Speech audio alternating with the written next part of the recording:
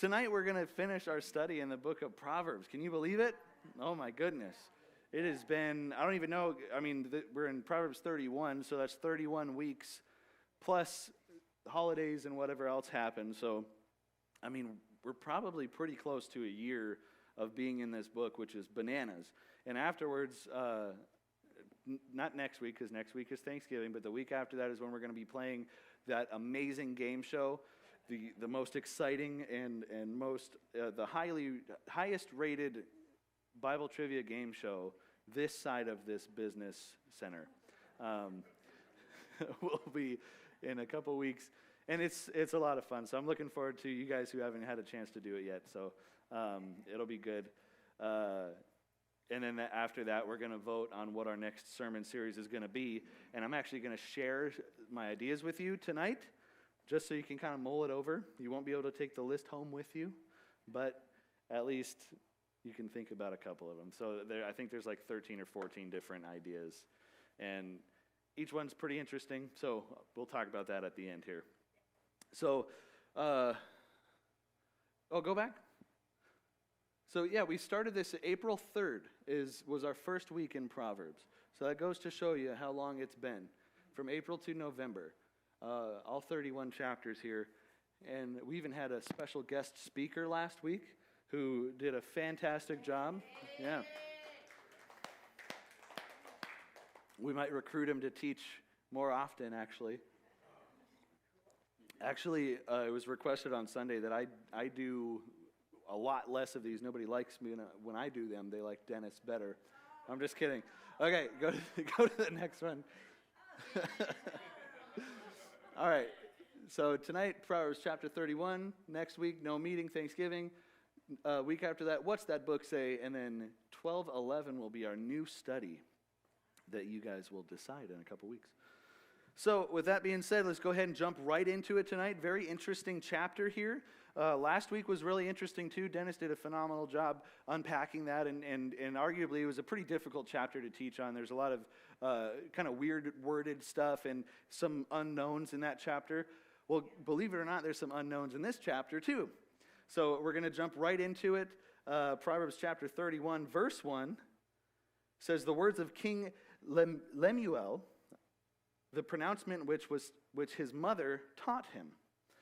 So last week, Dennis talked about somebody named Augur. I believe that's how you pronounce it. In Proverbs chapter 30, and we don't really know much about him. And the same thing goes for this king here, King Lemuel. And he's not in any recorded list of kings of Judah or Israel. So some people assume that he could have been like a pagan king from some other nation that eventually turned to the God of Israel. And then, like Proverbs told us, he probably learned wisdom once he learned how to properly fear God, since we can assume he was a godly king. What's interesting, though, is that the name Lemuel actually means belonging to God, which is interesting considering he's not among the list of kings of Israel. So, interesting that he has a Jewish name. So the reason it's interesting is because, or another reason why it's interesting is because there's no king of Israel that had that name. And like I said, a lot of people assume that he was a pagan king and some sort of foreign king, some sort of non-Jewish king. But it's also possible that it was a pen name for whoever the author was for this chapter here. We don't know. That's a possibility. And another interesting hypothesis is that Lemuel, the one belonging to God, was King Solomon himself. Some people believe that. Some older commentators and Jewish legends actually teach that.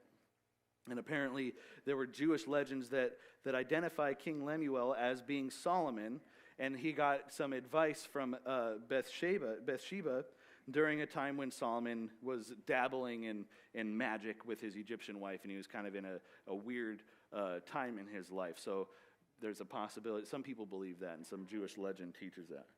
Of course, it's all speculation. We don't really fully know. Bottom line is we don't know. But the common thought is that basically that this guy, he was a king. It says that he was a king, and he was just not a king of Israel, so he was probably a king from somewhere else.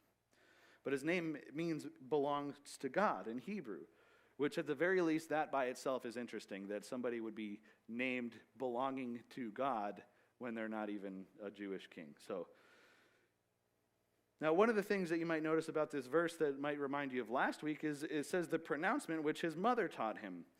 Pronouncement also comes up as utterance or a burden or an oracle, which Dennis brought up last week, because his chapter said something similar. The Hebrew word there means an oracle, a burden, a tribute, an utterance, or a doom. If you were here for our 12 minor prophets study, there was a lot of those where that same word was used. So back in the beginning of Proverbs in chapter 2, it says, the Lord gives wisdom. From his mouth came knowledge and understanding. And just like last week, as Dennis covered with Agur, we can assume that was coming from God, that just like Proverbs chapter 2 says, the Lord gives wisdom, and from his mouth comes knowledge and understanding. So whatever was said last week came from God, and we can assume that the same thing is true for this week. So just like Solomon understood, and Agur last week understood, King Lemuel understood that his words were an utterance or a prophecy or a revelation that came from God. That's what we get from that word pronouncement. The difference here is it mentions that he got this from his mother. So Lemuel had a Jewish mother that taught him the fear of God and taught him godly wisdom based off of that first verse right there. So now let's see what she taught this king. So before we get into that, the next several verses are all going to be about the king and about how a king should operate. And then we close the last 22 verses of the chapter about the perfect wife. So ladies, listen up. I'm just kidding. Before I left my house today, my wife, she said something. I said, hey, tonight I'm teaching on the perfect wife, so you better tune in. And then I apologized. All right. Pretty close. All right, so verses 2 and 3, it says, what, my son, and what son of my womb, and what son of my vows? Do not give strength to women, or your ways to that which destroys kings. So the first part of this right here, those three questions there, it shows that this mother loved her son. She loved this king. She showed him how important he is by those first three lines there. First she says, what, my son? She says he's her son. But second, she says son of her womb, and that means that she gave birth to him. So there's that connection there too. But then third, it says son of her vows. And that's interesting because you can look at it as son of her promises, son of her commitments. Now, what does that mean? If you look deeper into it, it's understood that by her saying son of my vows, it implies that she promised to teach her son godly wisdom and godly love if God gave her the gift of a son. And we actually see this in Scripture. Hannah in 1 Samuel, it said she was greatly distressed, and she was praying while she was weeping bitterly, and she was going through this tough time. And this is what she said. She said, Lord of armies, if you will indeed look on the affliction of your bondservant and remember me and not forget your bondservant, but you will give your bondservant a son, then I will give him to the Lord all the days of his life, and a razor shall never come on his head. And sure enough, you know what happened? God gave her the son. God gave her the prophet Samuel as a son. So this mother here in this chapter in Proverbs, it's possible that she made a similar kind of vow to God, that she made a similar kind of promise. And that's what that verse is understood, saying, and what son of my vows? Regardless, she absolutely loved her son. Just by those three verses shows that she has an intimate connection with her son, and she loves her son. And verse 3 says, it starts off by saying, do not give your strength to women. Now, it's understood to be saying don't give too much interest into women, talking specifically about sexual interest. Don't put that much into that because it wastes a man's strength. It's not good. And it gets into sexual immorality and all the stuff that comes with that, and we've talked about how dangerous that can be. It wastes a man's strength. When you start getting sucked into that, it takes away from you. It starts to take away your spiritual strength. It starts to take away things like self-respect and self-control. And it can even begin to affect your standing in society, socioeconomic stuff, and public opinion about you. So it's important for everybody to really be careful about any type of sexual sin like that and being pulled into too much lust and too much sexual attraction. And not just men, But in context here, this is a mother warning her son. And it's important for anybody, but if you think about it, he's a king. So it's especially important for a king to conduct himself properly. And the next thing she says, do not give your strength to women or your ways to that which destroys kings. Which, when you put them together, it seems to say, you better be careful about sexual and romantic obsession because that is powerful enough to destroy kings. You got to be careful. Think about King Solomon. King Solomon was ruined when he gave his strength to women. He had a big problem with that. Solomon's father, King David, had a problem too. He suffered when he gave his strength to women. So it's safe to say that King Lemuel's mother wanted him to be a good king. So she's warning him to be careful. And then she continues with more wisdom on how a king should be and how a king should operate in the characteristics of a king. Verses 4-7 says, "It is not for kings, Lemuel, it is not for kings to drink wine, or for rulers to desire intoxicating drink. Otherwise they will drink and forget what is decreed, and pervert the rights of all the needy. Give intoxicating drink to one who is perishing, and wine to one whose life is bitter. Let him drink and forget his poverty, and remember his trouble no more." Pretty interesting verse. We'll get into some interesting stuff, but it's warning about alcohol, and that's pretty obvious. We've talked about the dangers of excessive alcohol consumption, and I'm sure we all know personally the dangers of excessive alcohol consumption. But for a person in a position of power like a king, there's obviously a lot of danger there. There's a lot of vulnerability that you open yourself up to if you're going to be drunk all the time. And actually, there's historical instances where nations and groups of people actually made rules against their leaders being drunk too much or drinking too much. The Carthage, I can't say the empire. There's an empire, and then there's another empire, the Persian Empire, and then there was a predominant lawmaker in Athens that all of them said leaders should not be drinking. They said drunken leaders are not a good thing. You shouldn't be drinking at all. She warns that they're going to drink and they're going to forget what is decreed and pervert the rights of all the needy. A king, a leader, has a huge responsibility, and they can't really execute that responsibility well or correctly if they're impaired all the time, if they're drinking. And honestly, it goes beyond a king too, just leaders in general. She actually says that there's people that maybe should drink instead of these people, which is kind of humorous, and we'll get to a little bit deeper into that. So she said that maybe people that are dying should drink instead of leaders. Now, this part is understood to be talking about criminals that are on their way to execution or that are being executed during the act of being executed. So apparently Jewish women, when they would provide this kind of medicated drink to criminals that were being crucified or being executed. And it was supposed to kind of help them reduce their pain. And when you look at the Gospel of Matthew, it says that when Jesus cried out from the cross, a bystander came and filled a sponge with a drink and gave it to Jesus to drink. And a lot of people assumed that this was that painkiller. A lot of people assumed that's what it was, and that's why he refused it. So Lemuel's mother said that it would be better for people that are dying to have a drink. So when you think about it in that respect, trying to ease somebody's pain as they're dying, not just like, oh, you're going to die, let's get drunk, but more along the lines of this painkiller, this kind of tonic. Sorry. So then she continues and says, Lemuel's mother also says it might be better for wine to be given to one whose life is bitter.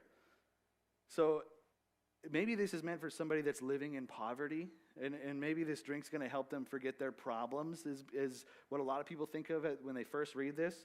And it might seem weird to say, she just said, well, getting drunk is bad, and kings shouldn't get drunk, but these people can drink. So a lot of people look at this kind of confused, but it might seem weird, but it's not saying that there's no consequences for these other people drinking. It's more saying that the consequences have less overall impact in comparison with kings. So in other words, a king has more to lose when he falls victim to that. So a commentary I read says the Queen Mother does not recommend a free beer program for the poor or justify it as an opiate for the masses. Her point is simply that the king must avoid drunkenness in order to reign properly. So that kind of pulls it into context a little bit more. Remember, it's a poem, so some of the wording is a little weird. But regardless, kings have to be careful when we're talking about alcohol. I mean, in reality, everybody has to be careful when we're talking about alcohol, because it causes you to make a bunch of stupid mistakes, and it messes with your brain. It causes a lot of problems and issues. But when you're thinking about it from a kingly perspective, a king definitely needs to be careful about it. And she continues with the last two verses about being a king, 8 and 9. She says, "Open your mouth for the people who cannot speak, for the rights of all the unfortunate. Open your mouth, judge righteously, and defend the rights of the poor and needy." So being a king or being a leader means that sometimes you have to speak for some of people that can't speak for themselves. You might need to defend those that can't defend themselves. And beyond kingly leadership, this goes for anybody that's a wise or godly person, really, is speaking for the voiceless and defending the defenseless. It's an important trait to have. So these first 9 verses here speak about the importance of how a king or a leader should hold themselves, what kind of characteristics they should have, things they should look out for. There's power and stuff, but there's a lot of responsibility that comes with being a godly leader. And even if you have the means to abuse things, you can't allow yourself to do it, and that's from women to alcohol. You should use your position and your power to protect and benefit the people that you're leading. And his mother also tells him, judge righteously. And obviously that's super important, and we know how important it is to be just.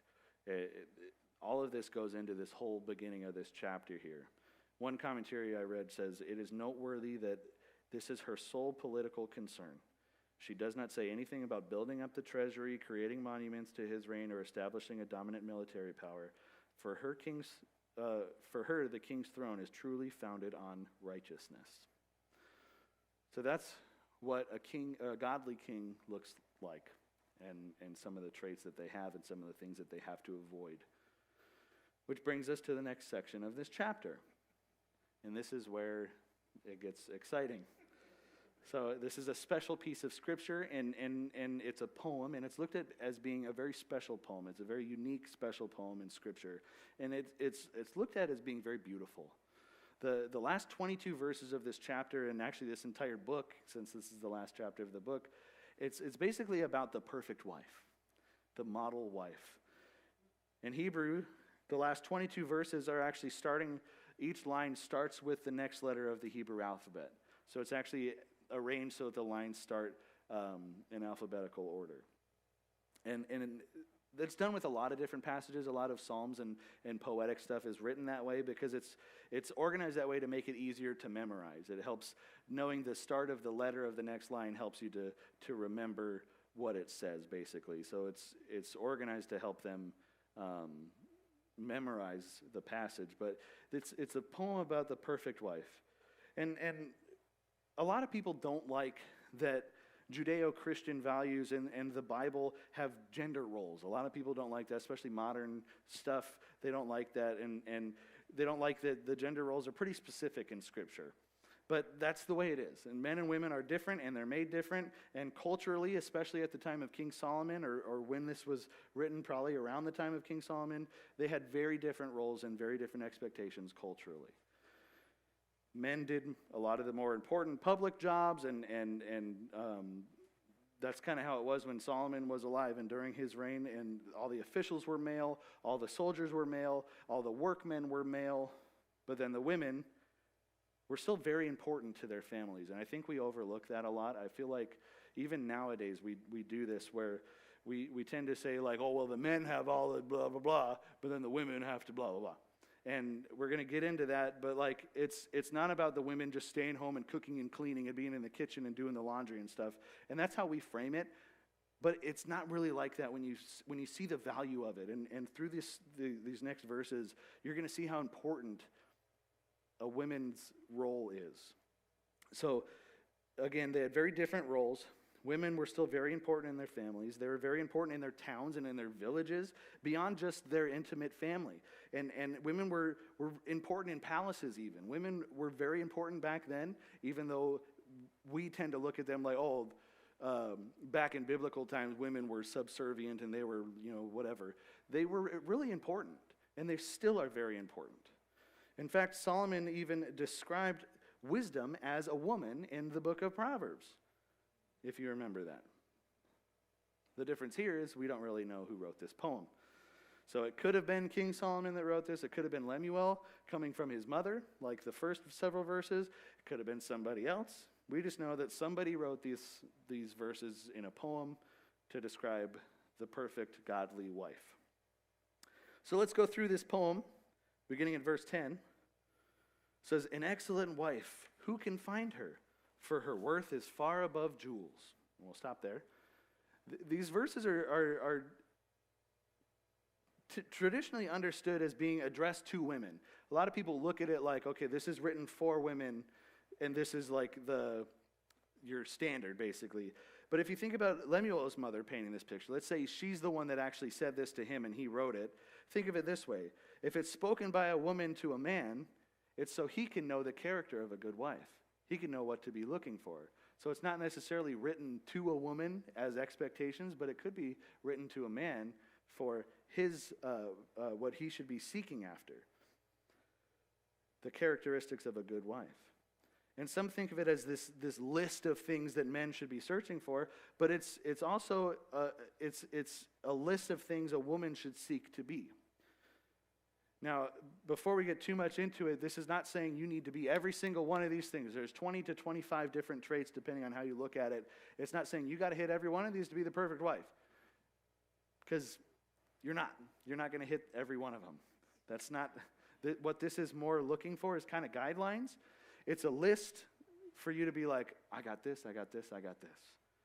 It's a list of things to shoot for, basically, both for men and women. For women, these are the characteristics that make a great godly woman. And for men, these are great things that you should be looking for in a wife. So the first verse says she's an excellent wife. Closer to the Hebrew, this is talking about having a noble character. We're going to see the word virtuous a lot. Well, I'm going to say the word virtuous a lot. It's talking about a virtuous woman. But that word there for excellent, it means noble, but it means strength too. So earlier in Proverbs, Solomon wrote that an excellent wife is the crown of her husband. Do you remember that verse? It's talking about a strong and a virtuous and a noble and an excellent wife. Great words to describe an excellent wife. It says that her worth is above jewels. Closer to the Hebrew, it says that she is far more precious than rubies. Isn't that cool? Pretty easy to understand that. I don't think we have to go too much into it. Precious gems like rubies are both valuable and they're rare. So a perfect wife that's going to have all of these traits here is valuable and rare. Again, this is a list of goals to reach, not absolute qualifications. So to have these traits, I don't know how to frame it right, but to have these traits is very valuable, but it's also rare to have all these traits. So let's continue and see what these traits look like. Starting with verses 11 and 12, it says, "The heart of her husband trusts in her, and he will have no lack of gain. She does him good and not evil all the days of her life." Like I said, depending on how you interpret it and you look at it, there's 20 to 25 different traits of the virtuous woman that are covered in these last verses. And it goes from hard work to wisdom, to compassion, to care for her family, even talking about financial responsibility and devotion to God. But the first trait that it lists here is that the heart of her husband trusts her. And that's really cool because it's important to earn trust. Someone who's trustworthy is a person with integrity. And what's interesting is when you think about it, especially if you've been married for a long time, your spouse is the person that you're closest to. They know so much about you, very intimate details, and they know who you are. And earning their trust is super important. Not just because, okay, they're your mate and they should trust you, but if they know you so well and they trust you, that's very important in a marriage, just from the get-go. And if someone that knows you best trusts you, it speaks to your character. So it says that the husband will have no lack of gain. A virtuous, trustworthy wife is valuable, and she's a blessing to her husband. She brings gain to her husband. She does him good when she's not even there. She does him good, and she does him good and not evil all the days of her life. She's a blessing. Some of the other verses in Proverbs that we've looked at talk about all the negative effects of the bad wife when it's talking about the nagging, contentious wife and better to live on the roof and better to live in the desert. But the opposite of that is true. That's what's awesome is a virtuous wife does her husband good and not evil. And this says all the days of her life, she continues to be a blessing every day. Verses 13 to 16. Says she looks for wool and linen, and she works with her hands in delight. She is like merchant ships. She brings her food from afar. And she rises while it is still night and gives food to her household and portions to her attendants. She considers a field and buys it. From earnings she plants a vineyard. So first, she looks for wool and linen. This verse is talking about the hard-working aspect of a wife. Lifelike examples of what a Jewish woman would be doing, of this busy, hardworking, creative character of a virtuous wife. Now, our modern society tells us that women should not be doing this stuff, that it's beneath women. Men and women are absolutely equal, and they need to have equal everything, and this kind of work is demeaning, and it's below a woman, and it's sexist, and the whole homemaker thing is offensive, and whatever else. That's what a lot of people push today. But the truth is, this is all very important stuff. The traditional female role in the household is absolutely important, and it's needed, and it is not lowly work at all, not even close. Work is work, whatever that work looks like. Being a homemaker is very important work. Think about it. That's your home. That is your space. That is where your family lives. That is absolutely important. And these verses show how much work and how many different kinds of work are actually involved in wisely and properly managing a household. The wife has a huge responsibility when we're looking at the traditional gender roles in a house. Women today should actually take comfort in this and take confidence in God's recognition of how big of a role she has, how big their job is, and how important it is. It's not lowly, it's not degrading, or whatever else modern society tells us. Those are lies. Being a homemaker is absolutely vital and important. And for those that say homemaker wife is just a dumb robot and all that stuff, she just cooks and cleans and whatever, these verses imply that the virtuous woman knows how to seek and find things for her family and for home. She takes care of them. And it says she's not proud, she's not arrogant, but at the same time, she doesn't think that working with her hands is beneath her. She's not afraid to do that. She works in simple, practical ways for her family and for her home. It says she's like merchant ships. She brings her food from afar. Very interesting way to word that. But basically it's saying that she's providing food for her family, like a merchant ship would. She's diligent and reliable. If you think about a merchant ship, they're on a schedule. You can trust in them. You can rely on them. She is scheduled. She is prepared, and she gives food to her household and portions to her attendants even, which is great. Back then, a lot of families actually had a hired worker or hired workers that would be part of their family. This virtuous wife actually manages and cares for them. This shows that she has compassion and care even beyond her immediate family. That still falls under her responsibility. And that shows you a trait of an overseer, which is another very important role. Again, much more than just a robot homemaker that's portrayed today. And not only all of that, but it shows that she's forward-thinking. She plans things. She actually invests into things that's going to help her family be beneficial. She considers a field and buys it, is what it says. She's responsible, and she plants a vineyard for her family. Even more, that's an investment. She makes things like clothes, and she uses her hands, and she chooses good food, and she prepares that good food. She seeks out what is good for her family, whether it's food or whether it's investments into the future of her family. She's concerned about the future of her family. She works hard. She gets up early. She manages her time well. She provides food for her family and her attendants. She's like super wife. She's like super mom. We're only halfway through it. Verses 17 to 20 says that she surrounds her waist with strength and makes her arms strong. She senses that her profit is good. Her lamp does not go out at night. She stretches out her hands to the distaff, and her hands grasp the spindle. She extends her hand to the poor, and she stretches out her hands to the needy. So she's strong. She's a strong woman. And at that first verse there where it says that she surrounds her waist with strength and makes her arms strong, your translation might say that she girds her waist. That phrase, to gird your waist, means to get ready.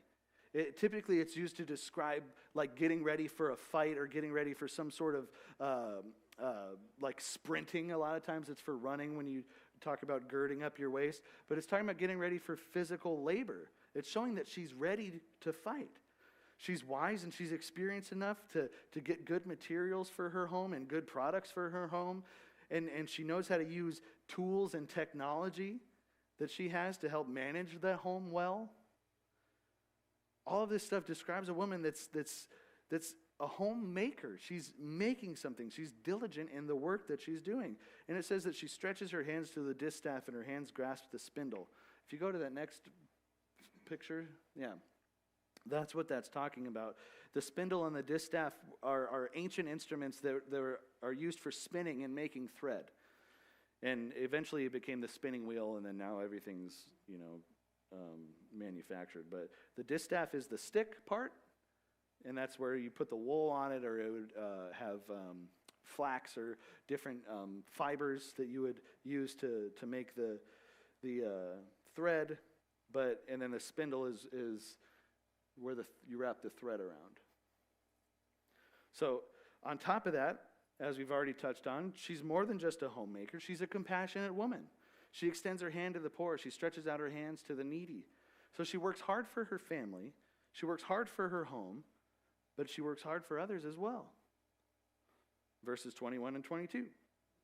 She's not afraid of the snow for her household, for all her household are clothed with scarlet. She makes coverings for herself. Her clothing is fine linen and purple. Her husband is known in the gates and when he sits among the leaders of the land. So I like that first line. It says she's not afraid of the snow for her household. So basically she has enough wisdom and enough diligence and enough foresight to prepare her household for challenges. And this uses the example of snow. She prepares for her family's needs, and that includes being prepared for things like snow and weather. Says she's not afraid of the snow for her household, and for all her household are clothed with scarlet. Now, that requires a little unpacking, because what does scarlet have to do with winter and snow? What is that? It doesn't seem to make sense right off the bat. So some people point out that in the Old Testament, scarlet was like an expensive color. So maybe implying that she prepares her family with expensive, nice things, but maybe not. A lot of people look at scarlet as being emblematic of Jesus' blood, and they make that connection, scarlet, blood, Jesus. But contextually, that doesn't make sense here. Some people think that the scarlet color of the clothing makes her children easy to find in heavy snow. If they fell in snow or whatever, then she can keep an eye on them. But even that doesn't really make much sense, because that part of the world doesn't really see a whole lot of snow. You don't really need, bright colors or whatever to be distinct in that little bit of snow. What it probably is speaking of here, it's possible that this doesn't really describe a color at all. What this is talking about is thick clothing. The word for scarlet means double thickness, which would make clothing warm in winter, which implies that she's taking care of her household when the coldness of winter comes, which is exactly what this is talking about here. It makes sense contextually, makes sense than the other kind of symbolistic. Makes more sense than the symbolic stuff that people look into. She keeps her family warm when it's cold. She makes coverings for herself. Her clothing is fine linen. And this is very similar to what Peter wrote in 1 Peter. He wrote, "Your adornment must not merely be the external, braiding the hair, wearing gold jewelry, or putting on apparel, but it should be the hidden person of the heart with the imperishable quality of the gentle and quiet spirit, which is precious in the sight of God." This is very similar here when it's talking about fine linen and purple. That's talking about, those are royal words symbolically, but when you're talking about a godly woman, it's not just adorning themselves by braiding their hair, wearing gold jewelry, and putting on apparel, but it's about the hidden person of the heart. We're talking about godly characteristics and godly women. And so by extension, with this woman being so awesome, she's so awesome that that awesomeness goes to her husband as well. She's such a blessing on her family and her household that her husband is known in the gates. And if you remember, the elders meet at the gates. That's where the elders meet and they discuss things and they handle all the stuff of the city at the gates. So it seems to be suggesting that her husband is probably some sort of predominant figure, since he sits among the elders of the land and he makes these judgment calls. But it seems that because of who she is and her character and her virtue, her husband is important because of her. He doesn't worry about clothes or food or anything like that because she's providing. And that allows him to do his important job. So being a homemaker is not, again, it's not just being in the kitchen cooking and cleaning and stuff. You're helping your entire family, and you're building others up, and you're a provider. It's huge.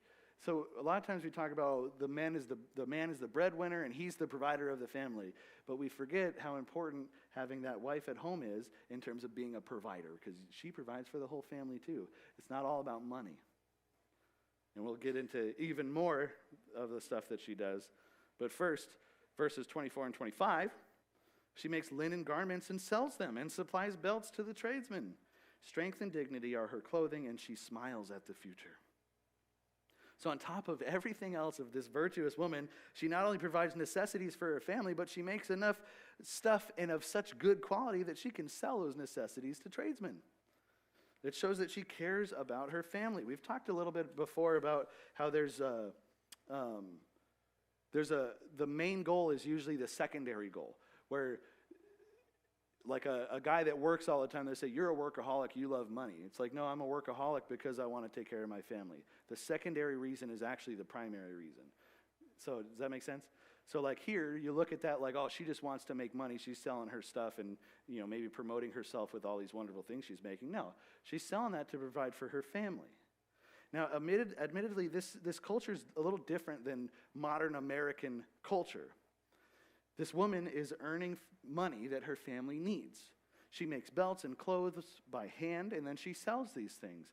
But again, this goes back to that character. This is not saying that you guys should go out and make clothes and sell them. That's a godly, virtuous woman, so go make some clothes and sell them.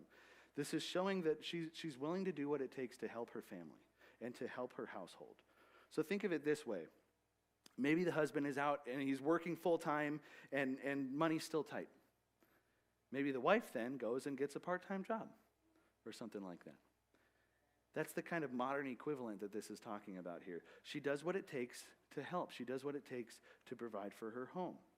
And it says that strength and dignity are her clothing. It's showing that her first priority is not really what she's wearing in her closet.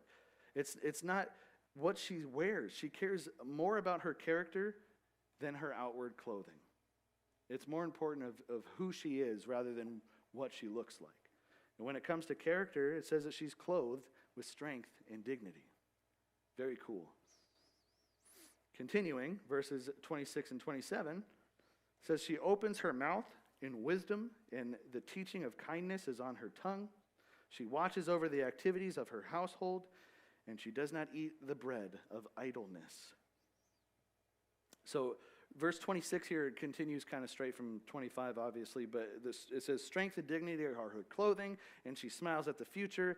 But then it says that her speech is marked by wisdom and teaching of kindness. She opens her mouth in wisdom, and the teaching of kindness is on her tongue. So already she helps in a lot of different ways here, not just making things and selling stuff, not just homemaking, but here it's talking about wisdom and teaching. Think about just how important a mother is in the house, just in general, having a mother in the house. Men and women, like I said, they're meant to have different roles, and both are vital in the home. Think about how much the mother is involved in teaching everyone in the household, not just the kids. You think about, the mom teaches the kids stuff, or maybe the mom helps with the homework a majority of the time, or whatever it is. But the mom actually teaches everyone in the household, teaching and helping the children, which shows that teaching is a huge role for her, but also in wisdom. Many times women help men learn things. So the second I got married, I forgot like everything about myself. I don't know how to operate. And I know it drives my mom nuts because my dad can't do anything for himself. When she went on vacation one time, it was just me and my dad, and I was cooking dinner. I said, Dad, do you want something? He said, no, I got something to eat. And I said, what do you got? He had a sleeve of saltine crackers. That's how he's a grown man, and that's how he's like, I got my dinner. It's like, you can't take care of yourself. And the second I got married, that's what happened to me too. Like, I don't know what size my clothes are half the time. And I'm like, what time does the girls' school start? They've been in school for years now, and I went to a parent-teacher conference yesterday, and I was like, what's her teacher's name? So, but we learn all the time. But also, think about this. Women help their husbands with their temperament. How many times have you heard or seen a mother calm her husband down when something happens? Calm down. It's going to be okay. This happens to me constantly when, if I come home from work and then, the house is a mess and the kids are playing and, cutting up paper and leaving scraps everywhere. Any type of example you can think of. I come home, my first instinct is to be a dad. I come in, what's going on? Why is this mess here? You better clean this up. I get all, dad mode. But then Katie chimes in and goes, babe, it's fine. She's my what's that word, conscience a lot of times. Because if it was just me and the kids would have a miserable time. But she is my temperament a lot.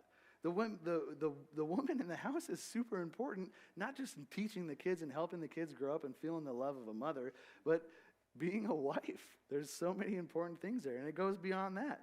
The mother is so important in the house. This verse says that she watches over the activities of the household and does not eat the bread of idleness. So she's a faithful overseer. She's a virtuous wife that keeps an eye on her family and watches over their ways. She's watching what's going on, carefully watching. It says watching carefully, and that means that she does not choose to eat the bread of idleness. Now, what that's talking about is being lazy, essentially. She watches over her family, and she's not idly standing by. She's not lazy. She's not present. She's there. She's present. Awesome. All right, a couple more verses left here. So verses 28 and 29 says, her children rise up and bless her. Her husband also, he praises her, saying, many daughters have done nobly, but you excel them all. I love that. Because, think of any kind of cheesy love movie and just reword that a little bit better. I'll get to it in a second. But first of all, her kids love her. And her kids appreciate her, obviously. And they have this natural admiration for her. And when I was reading this, it made me think of my mom. Because I've always been pretty close to my mom. And I've always, my dad was the one that I just wanted to make proud. And I wanted to be a man and be tough and be a hard worker. And, everything that goes into, having a family and all the dad manly stuff was my dad. But my mom, I just adored her.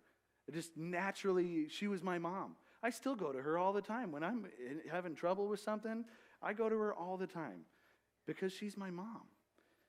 And this shows that a godly, virtuous woman, not just a wife but a mother, her kids love her and they appreciate her and they have that natural admiration for her. But I like that it says both her children and her husband feel that way too. A mom is a very special person. And what's cool about this verse is it shows that a virtuous woman deserves praise.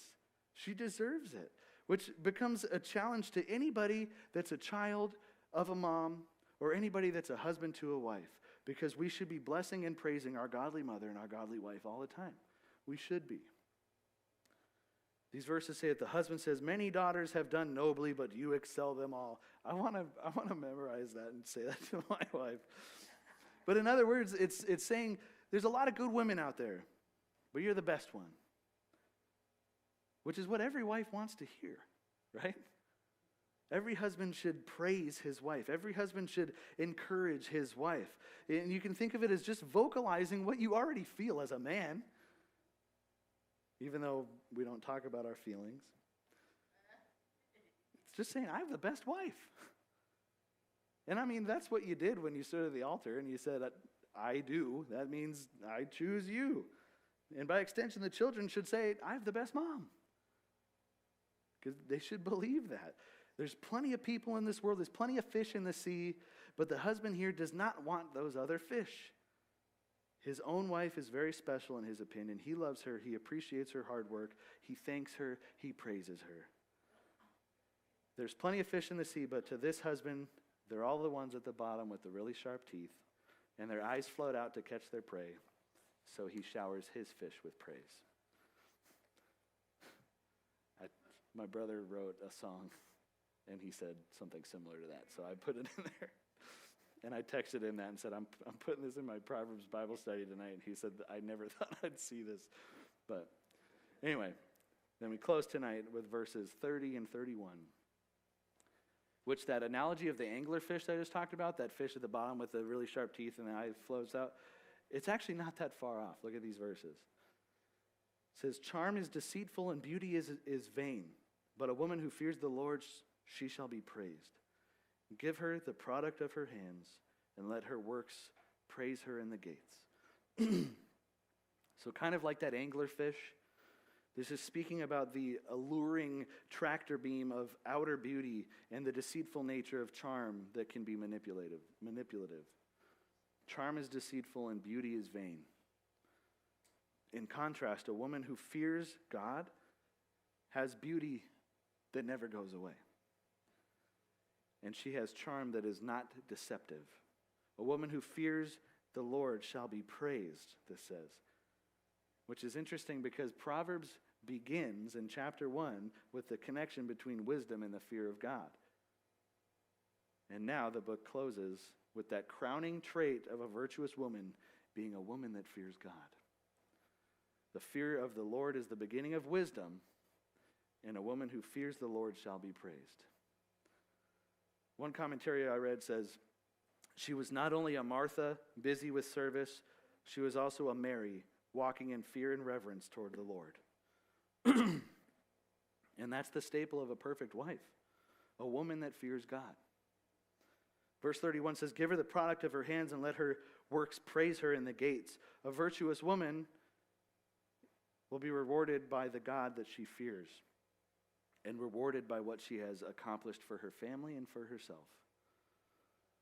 This woman that's described in this chapter here, again, it's more of a checklist of things to seek after, not necessarily absolute requirements. But the main reason why she's such an awesome lady throughout all these verses is because she respects God, and she has awe and reverence for God. It's interesting that this book of wisdom begins, and this chapter ends with that wisdom. And again, it's interesting that this book of wisdom in this chapter ends with this, when every woman needs to learn this lesson first and foremost. And every man needs to learn this lesson too, for that matter. The fear of the Lord is the beginning of knowledge. And that's where it all starts. This entire book of Proverbs, that's where it starts. And I mean, just think about the stuff that we read tonight. All of that happens because it started,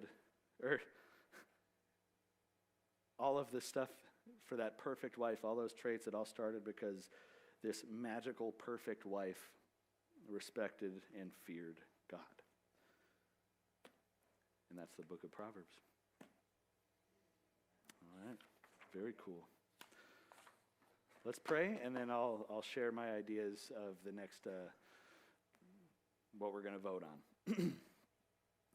Dear Heavenly Father, God, thank you so much for the book of Proverbs. Thank you so much for that book of wisdom, God, where we got to learn so much of how we should be living our lives, God, and what we should be focusing on, God, and how to be careful and how to be faithful and how to be wise. God, continue to give us godly wisdom as we traverse this life, God. It's so awesome to be able to study this and grow closer to you, God, and just see you throughout this entire book. So God, help us to have that fear and that reverence and that awe of you, God, of your majesty, of your grace, of your mercy, so that we can discover wisdom and we can have that understanding, God. And as we go through this life, we can make the right choices and we can have the right temperament and we can respond correctly and we can teach others and build others up, God. Everything that we've learned in this book, God, we can apply to our lives every day. So God, just help us to remember it and take it in, God. And thank you again for this study and just giving us the opportunity to learn from you. We love you, God, and we trust you. It's in your Son's name. Amen. Very cool study.